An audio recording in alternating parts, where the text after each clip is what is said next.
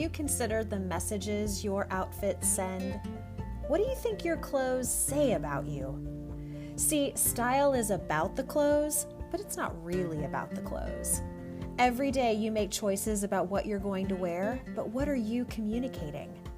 Welcome to Above and Beyond Style. I'm your host, Maria DiLorenzo, and in 2019, I founded MFD Style, where I provide a unique, intuitive approach to personal styling for those ready to embrace a more meaningful look.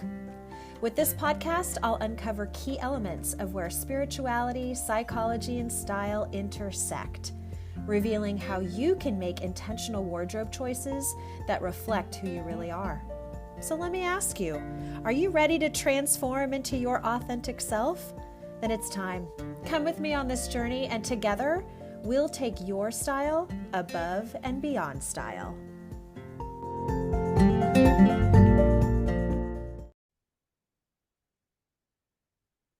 Hello, friends. Welcome back to Above and Beyond Style. Wait a second. This isn't Maria. No, this is your guest host today. This is Dr. Melissa Carrick coming to you as a little bit of a change, a little bit of a switch. Maria and I thought that it would be really fun to flip the script a little bit and interview the interviewer. And we came about this because we have so many conversations in life as well as on the podcast that are really illuminating for both of us and are just plain fun. And if you know a little bit about both of us, or if you've been following, we like to have fun. We like to just see where the adventure, see where the mystery takes us. So I actually did not even give Maria any questions today.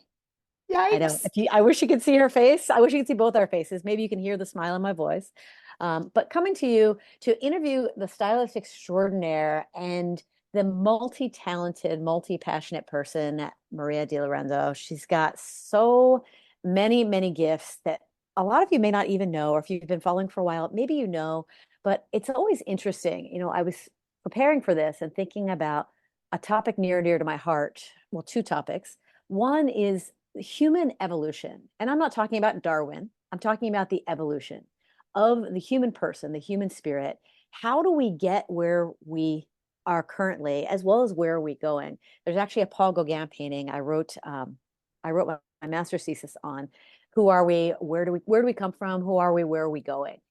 And I love that question. And really, the other topic near dear to my heart is vocation. And looking at this ever evolving idea of who are we called to be? What are we called to be doing? How do we express that unique gift, that us in the world as it continues to change and evolve and shift? So in the vein of the past two seasons of big change energy and then taking the next step, we're going to explore a little bit of that topic and do a little bit of past, present, future with our hostess with the mostest, who is now in the hot seat, Maria. So we're going to start with some warm-up questions. Since you don't have the questions in front of you, you don't know where this conversation is going to go. She's wiping her brow. So, one of the things I was thinking about is, well, there's two things. I was thinking about like little Maria, and was there an inkling? Was there an insight of where you are now that you would be here? What's the thread, the through line that runs there? Because I know I was looking at old pictures of myself, flipping through some things in my phone. I was searching for, I don't remember what, something. And I saw this amazing picture of me. I may have even sent it to you. It's in a red like bikini with the smocking. And I have my bowl haircut. I'm probably about 4 or 5. And I might have even been giving a thumbs up. And I have this sort of smile and my belly sticking out. And I still have my same guns, my same arms and biceps. And I call them little fat balls, like right at my pec area. And that was one of my favorite outfits. I remember that red bikini. I also remember, I wish I had a picture of this. My nephew now owns this. It was a leather vest with shearling trim, and I would wear it everywhere. I mean, everywhere. Sometimes I would wear it with no shirt and my cowboy boots, which I also loved. Sometimes I would wear it with, if my mom made me wear a dress, I would wear it. So those were two pieces from a style standpoint. Yes. That I could see the through line of like my rock and roll-ish style, maybe a little more Western flair then. And even, well, I'll ask you a follow-up question with that, but is there any through line, any thread, whether style or otherwise? Yeah, thank you. And first of all, super exciting to be in this like flipped role. So be gentle on me. But it's fun to think about me as a child because I was a little bit quirky, I think, in my own right, because my siblings are a fair bit older. They're 6 and 11 years older than I am. So in some ways, I grew up a little bit like an only child because they were kind of already on to their more advanced things. And my from an attire perspective, like I can remember, any kid that grew up in the 80s and 90s, I think felt a little bit of this, like I can think of very prominent brands and styles that I definitely rocked that were of the time and all of that. But I think the thing that really strikes me about like little Maria to present day Maria when it comes from style is I always had an interest in kind of the classics. I think that was, uh, I don't know that I could have named that as a young kiddo, but I do feel like there was always an inclination toward that. And it's probably because I emulated my mom a little bit. She definitely was always one of those moms that like got dressed for the day. So even though she didn't formally work outside of the home, at least while I was a young child, she would get up and get dressed and was very much kind of had that more classic style, kind of preppy edge a little bit. So I probably saw her and watched kind of how she got dressed and was like, oh, mom always looks really nice and pulled together. And my friends would comment like your mom always looks so nice, and it's just a funny thing, like I didn't know any different until you get older and you're like, oh, not everybody's mom did that. And so I think that probably influenced my love for clothing. And even as a young girl, my mom and I would go wandering, so she would take me to shop with her, and we were not a really well-meansed family. We were middle class, but I wouldn't say we had like a ton of extra like income for that type of, extraordinary purchases. So, but she enjoyed shopping. And so she would take me with her and we would just go wandering and look through stores. And she loved to window shop and notice how like the mannequins were dressed. And she would be like, I could recreate that. And so I think I just picked up aspects of this, like, oh, interesting, like how fun clothing was, how it could be this like thing you liked, the thing that you have a preference toward.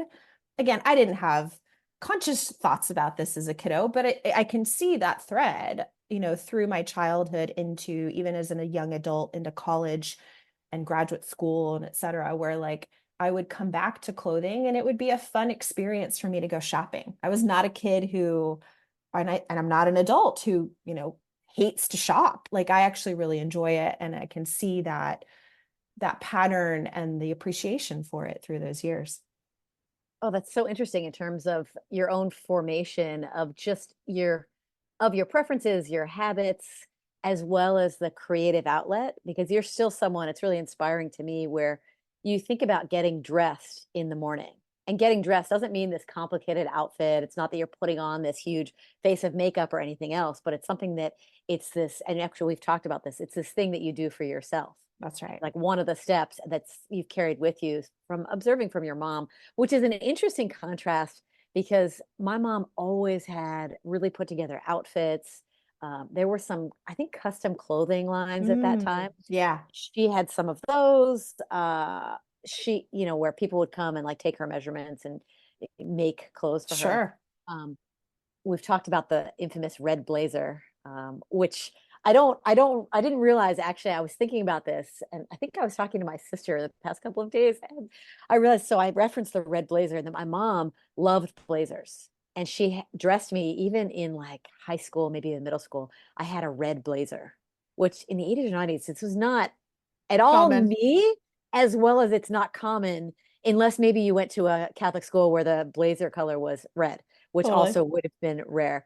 Ironically, I just realized my second car when I was growing up was a red Chevy Blazer, as in a truck. So that's my style, red Blazer. Love And it. looking at the what was already there, that instinct in you that was already there. So you don't have any recollection of favorite pieces or anything from when you were little. I really loved to play dress up. Like I was a Ah, very imaginative wow. kid. So I had imaginary friends, which I know my brother and sister would laugh at today, knowing that I like had these like imaginary friends. And my mom used to tease that, when I was school age, I would, she's like, I never had to ask you how school went because I would come home and like reenact the day. I would play school in my bedroom and I had this like whiteboard and I would do all the things. And so there was definitely this like imagination. I was kind of living in another little world sometimes. And I do think that's kind of somewhere I really connect with style because it is an imaginative space. Like you have to sort of see some of the things. And I think sometimes people struggle with that concept because maybe that's not how their brain works or where their creativity kind of goes. But mine definitely goes to this place where I can like envision something and I can like I loved, I'm sure you had this as a kiddo too, like those like the dolls that you would cut out the clothes and like I can't think of what they Yes. call them, My but grandmother gave them to me. Yeah. yeah, and you would like, place the clothing on the cutout piece of paper doll and um so I did a lot of that type of stuff as a kiddo. So I can see that imaginative space served me going into this like world. And so I don't know if I had favorite pieces, it was probably whatever game I was playing with myself or kind of hanging out and doing whatever I was doing because it definitely felt like it was a place where I could just play and it still feels that way. That's so interesting in terms of the through line with that, because I had those same paper doll things Yes. and I didn't quite understand what to do with them. I was sort of like, thanks, Grams.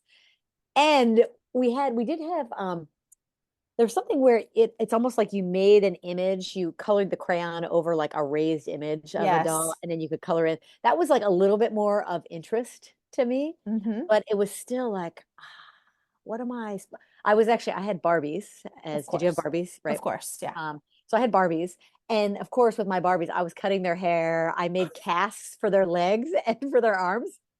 And I would like build a house for them, or I would like see how far I could drop them off of so definitely imaginative play. But this is the thing. It's interesting you were talking about how the brain works. And I've been thinking a lot about this, that the idea of identity, Mm. and that actually scientists have found that our identity is essentially fictional in some ways. And Mm. here's why, right? So from the time that we're roughly age 2, starting really at age 3 and age 4, scientists are finding that we can actually make that age bracket, you're making up stories about your life. Sure. And it's about like kind of like you coming home from school. That's a little bit later age, right? But you're Hmm. reviewing your day. And so you're retelling the story. And essentially, like our identity is narrative because it's the stories that we tell. And the brain doesn't actually like Swiss cheese. Mm. And so that along the way, we start maybe adding details, creative details, or we remember something differently. I may have even talked about this on um, I may have even talked about this on the pod, where if they look at the role of memory, and memory even in physiology, but memory is like, okay, we look back on something, we think we remember exactly how it happened. And in reality, that's not actually true. We have distorted versions. So right after the Space Shuttle Challenger blew up, they took a cohort of people, and do we talk about this? I don't know if Mm-mm. maybe you and I talked about this. They took a cohort of people after the Space Shuttle Challenger blew up, and they said, "Where were you? What were you doing?" Right afterwards, and they wrote down everyone's responses. And then 10 years later, they took the same cohort, and that's an important event for some generations. It was where were you when Kennedy was shot? For some people, it's the Twin Towers. 9/11. So anyway, after this, 10 years later to the date, they went back and they said, okay, where were you? What were you doing? And people's stories were radically different, like radically different. And it's not that they had a whole cohort of liars. It's that that's how the brain works. It fills in details. And then it also has its own filing system where it links different pieces together. Sure. And so my dad saying that he walked uphill in the snow both ways, it's not because he's an exaggerator or anything else. It's actually, well, that may be true, but it's not because he has early onset dementia or Alzheimer's or anything else. It literally is his brain files it that way, especially if there's a magnitude to, wow, having to walk to snow or walk to school in the snow for 2 miles. Hmm. the brain kind of shifts and bends that. So in terms of identity, it's Yeah. like we continue to shift, change, evolve, and take certain threads with us. And clearly for you, it was this early exposure, probably, it's the nature versus nurture conversation was Sure. mom, your experience with mom and the wandering, as you use the air quotes, these going on these wanders, was already touching something that was a part of you, which is interesting to me of like, okay, how then, how you come to, or like why you do what you do now. So that's Mm, really what I'm interested in, because it's fascinating to me that you worked in higher ed for a long time. I did. Yeah. And that's quite a different world. So I wish you could see the look on Maria's face. Quite a different world. There's sort of a uh almost a squinty eye roll happening with that. No offense if you work in higher ed, wonderful, wonderful realm, but more just when the shoe fits, when Sure. the arena fits. And I'm sure there were certain things about that that fit your personality, much Very as much. for me, I did a number of things before chiropractic school, Mm-hmm. and hearkening back to, well, what did I want to do when I was 5? What are my roots? And I think Mm-hmm. I told you this, Mm-hmm. like, we may have even mentioned it on the pod. The 3 things I wanted to simultaneously be: a helicopter driver, a firewoman, and a chiropractor, and different threads throughout that, and with some of my past jobs. So, in terms of the person that you've evolved to, right? This Mm-hmm. identity now that you have, like, why in this unit of time, why do you do what you do? That's such a good question. I think also grew up in a home where education was really important. My dad was a college professor, and education was kind of a theme. It was, again, kind of hearkening back to that, like, what were my parents' priorities? They were definitely to educate their children. And so like when you said that about like, what did you want to be when you were growing up? Like, I think many felt like, oh, I want to be a teacher. And because I had a teacher in my home, I think there was some, again, emulating kind of what you are exposed to and what you see. I do think that something that's really important for me is I've always really liked to learn. And I was a really good student, probably to some obsessive compulsive tendencies and type A personality traits that may have gone a little extreme at times, but I've reined that in since. But I have always really loved to learn. And I do think that that brings me in some ways to this place because I enjoy the learning process and I enjoy quote unquote teaching. And I think even though I was not a teacher when I worked in higher ed, I was mostly an administrator and worked with students more on a, both in a collective, like group organizational level, and then certainly one-on-one. And I had a variety of different roles and different responsibilities when it came to how I worked with them.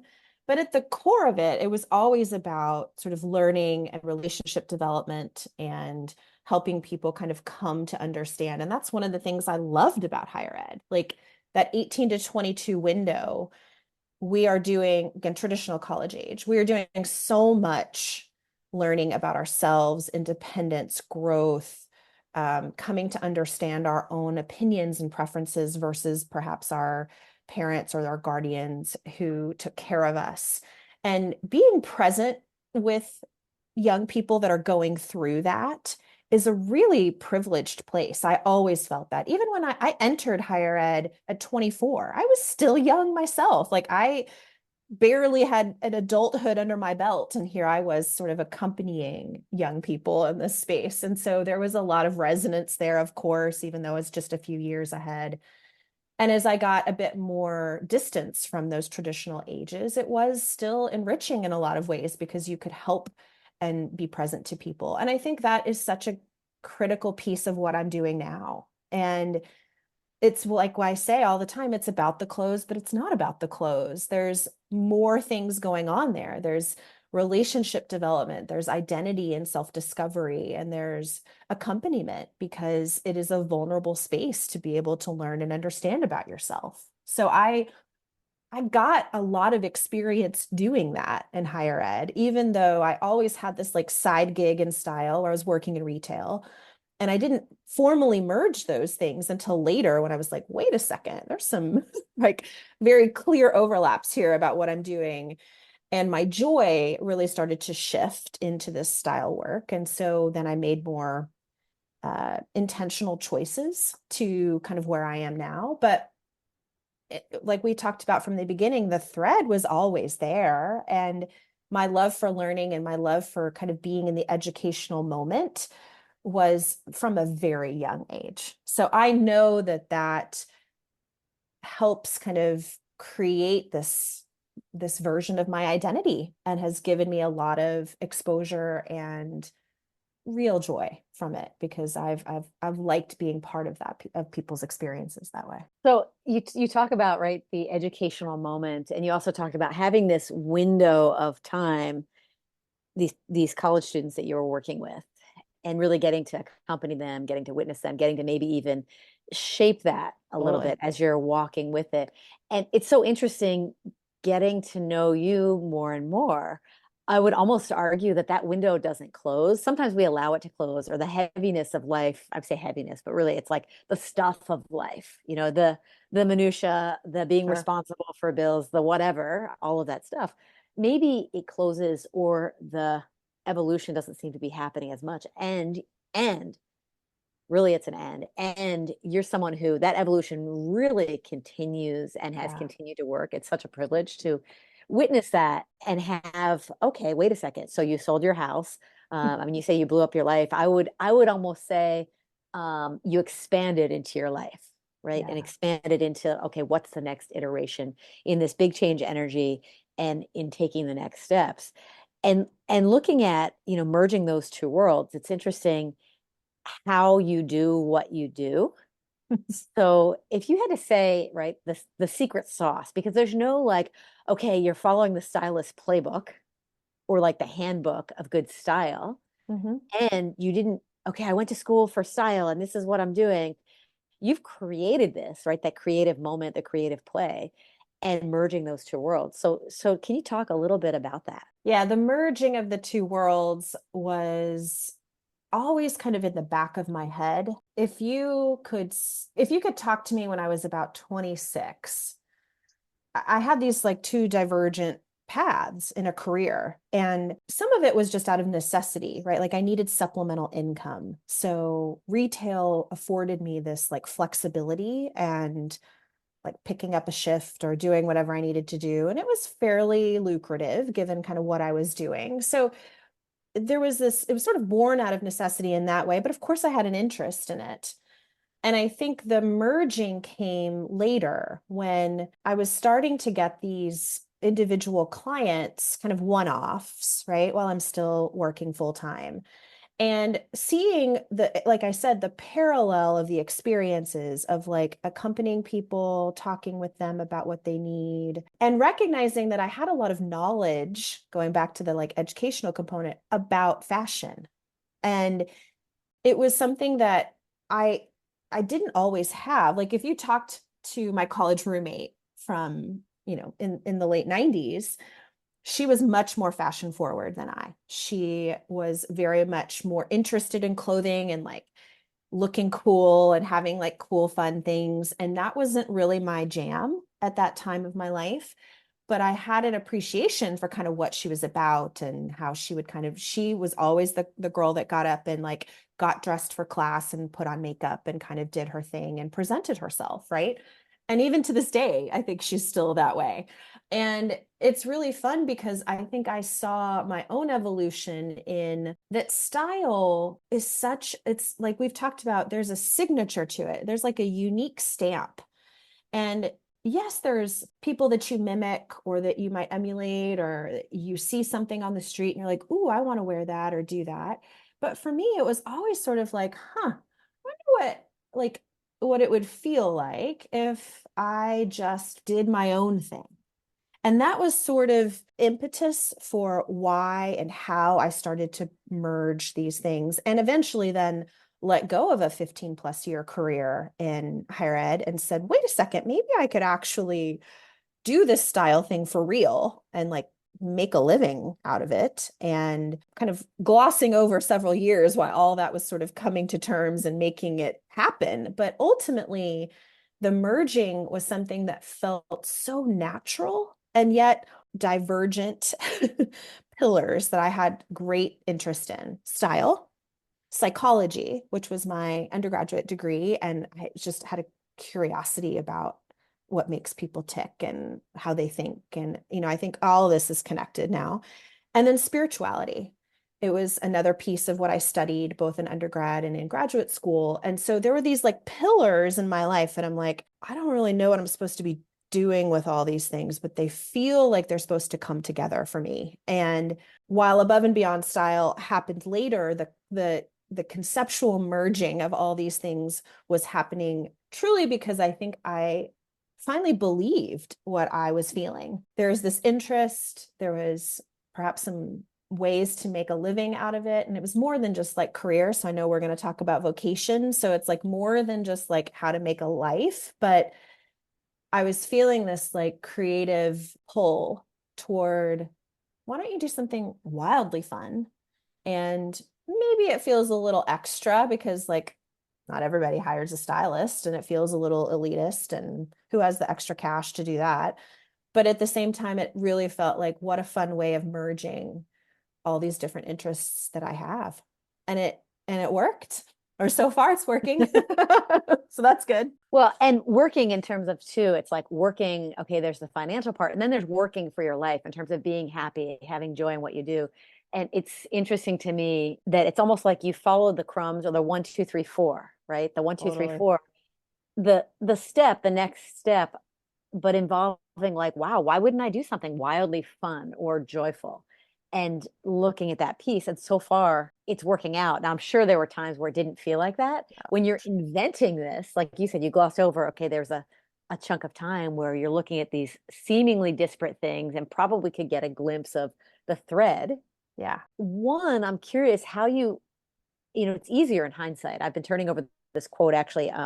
John Dewey wrote, we do not learn from experience, we learn from reflecting on experience. And I love thinking about experiential learning. I definitely am an experiential learner myself. And it's really, to use an Ignatian term, right? The praxis of, I would say, prayer, action, reflection. If prayer is not something that applies to you, it's sort of, we could say, contemplation, action, Mm-hmm. reflection, or Mm-hmm. action, reflection. Mm-hmm. And that's what moves us forward. So I'm curious, in that chunk of time, right, when you're sort of in some ways straddling, or having like, you're wearing your higher ed outfit, pun intended, right? Your higher ed shoes, your higher ed hat persona, and then you're in this moving towards, could I really do this? What was that like, that time period? I think it was very scary, to be honest, because I also think an important part of this is where my mindset was. It would be difficult to, let me see if I can summarize this in a succinct way, because I think the true story of those years was, and it feels a little kind of trite to talk about because you hear it a lot in the mainstream now about this sort of like growth mindset and scarcity mindset. And I do really believe I hung on in higher ed out of fear Hmm. because it was really stable. There was predictability, and there are a lot of things in my personality that love that. So I could see why I did it for so long. And not that it was miserable for me. I actually had a really lovely, enjoyable experience for the majority of the time I worked in higher ed. As I was kind of coming to the end of my career, there were precipitating events that were kind of, I would say, the universe was sort of pushing at me like, is this really what you want? In many ways, that reflection was learning to kind of come to terms with, maybe it's not what I want, but I'm not going to take a step that's going to make it scarier. Like, who does that? That's crazy. And maybe people who are listening can resonate with that feeling about like, I might want to do this thing, but it is so wildly outside of my realm of comfort and knowing that I don't quite know, one, like how do I do that? And two, what would I? Like, would I actually take that step? And so those years of kind of like navigating in that mindset of like, am I going to let fear drive how I want to live my life. Or I had kind of a trusted source once tell me, is it going to be about fear or love? And it was like very resonant in my body that it was like, love. Oh my gosh, I want to be about that. I don't want to be about fear. And so that recognition and kind of coming into this, like, well, if I'm going to choose love, then it means I'm going to have to do a couple things that are going to feel wildly uncomfortable. Again, I'm glossing over. It did not happen overnight. It took several years. I would say probably in the realm of like 3 to 4 years to really kind of get in this headspace of fear can't be the answer here. And if this thing that really evokes joy and is fun and creative really brings me to life in a lot of ways, if it's outside of this norm of fear, then I'm going to have to take some very intentional steps to get closer to that. I am not someone who is afraid of taking risks. I'm really not. As I look through like the story of my life, I've seen where I've done that very intentionally. And I'm proud of myself for that because I don't know that everybody's hardwired for that kind of thing. And I've had to learn to kind of approach and embrace this. I don't know if this is going to work, but I'm going to give it a shot. And in that way, I have taken like the smaller risks, right, that make you a bit braver or more courageous to take the larger risks. So that feels like a normal human experience. But it was definitely a mindset shift that I had to learn, not feeling joy out of my work as I got towards the end of the job. Some of it had to do with the job, but some of it had nothing to do with the job. It was just coming to that tipping point and being able to be reflective enough to own it and say, okay, well, there's a choice in this and I can choose to continue forward, or I might try to make a different choice and see if that lands me on another path. And so like in this previous episode where you and I were talking about magic steps, and it's like the 1 degree that can charter you into an entirely different course of life, that's basically how it felt for me. That it was like, I could take this one step over here that not a lot of people are doing. I didn't have a lot of answers as to like why I was doing it or how I would be doing it, but I was taking the step, at least playing with, and I'm much more comfortable with this now than I was roughly 5 years ago, 6 years ago, and saying, let me just see what happens, which is a wildly uncomfortable feeling for a lot of people. So I recognize it, I honor it, and I can see it especially when I'm with clients, I can see that feeling and that narrative very, kind of very operative for them. And so I know what that feels like. I know what it's like to be in that space, but I also know what it feels like to kind of bet on yourself and see sort of what happens. I'm still in it. I wouldn't say I've been like this big success story. I'm learning new measures of success, and I'm kind of getting into a new way of figuring out what this new path is looking like. So friends, we're going to pause there as we conclude part 1 of interviewing the interviewer. Special thanks to Missy for her great questions and the opportunity for me to share a bit more about me. So stay tuned till next week, where part 2 will continue the story.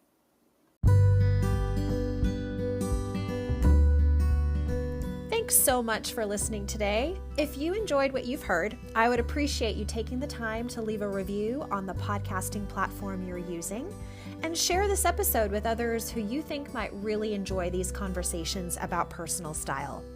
For more information all about MFD Style services, you can find me on the web at mfdstyle.com, on Instagram at mfd_style, where I post almost 5 days a week, or send me an email at maria@mfdstyle.com. I also have a weekly email I send to subscribers, so I will include the link to that sign up in the show notes. So until next time, friends, remember to love yourself and then love yourself some more.